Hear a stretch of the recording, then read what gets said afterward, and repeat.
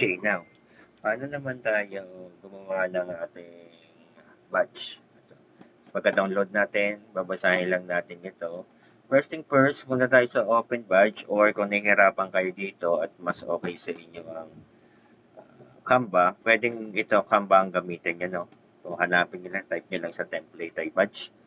So, hanap lang kayo ng kahit alin man dito. Huwag lang yung may bayad. So, halimbawa ito. So, download nyo lang. Pagka-download, pagka-edit nyo, download nyo. Okay, so, meron ako na download. Okay, so, balik tayo dito. So, pupunta lang tayo sa course. Ito, course. Makikita ninyo. Yan, course. Tapos, punta tayo sa more. Hanapin natin yung badge. Yan, ito yung badge. Okay, pag mayroon ng badge tayo, mag-a-add tayo ng badge. Sabi doon, pre-test. Sabi doon, ang tetestingan natin ay yung pre-test. Okay? So ngayon, para maggamit nyo ang pre-test, kailangan palang bumalik muna kayo sa pre-test. At kailangan nakaset ito sa inyong pre-test para mag-work siya. Kasi kung hindi ito nakaset, yung activity completion ninyo, so hindi siya mag-work. Ito dapat, no? Paano ito ma-access? Punta tayo sa setting. Pagpunta natin sa setting, baba lang natin. Meron dito ang completion condition. Yan. So, i-click lang natin add requirements, view, receive a grade, any grade. Okay? Pagka-save yan, save lang natin. Okay, wait lang natin mag-save. Pag okay na yan, balik ulit tayo dito sa ating course. Tapos punta tayo sa more, dito tayo sa badge, tapos add badge tayo. Then pagkapunta natin dito, pangalanan natin ito na uh, completed. One, halimbawa, activity completion batch. Yan, halimbawa. Okay?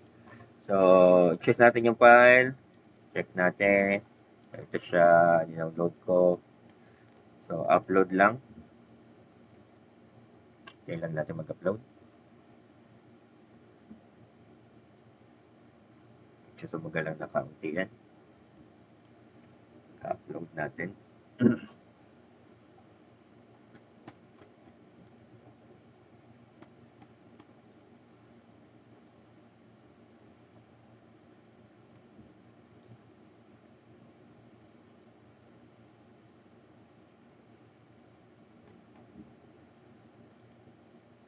Okay. Kung nagtagal, try natin upload by drag and drop.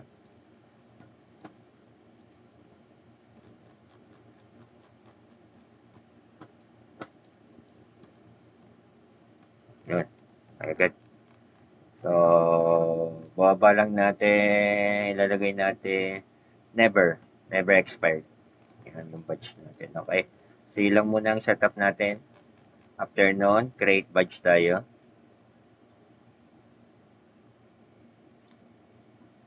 Okay.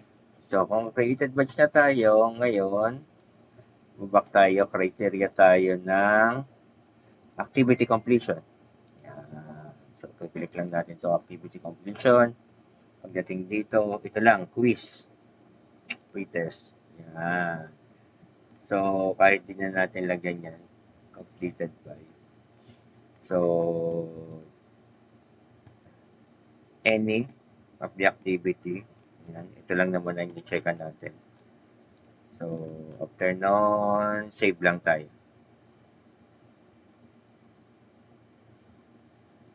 Okay. So, enable access natin. So, confirm.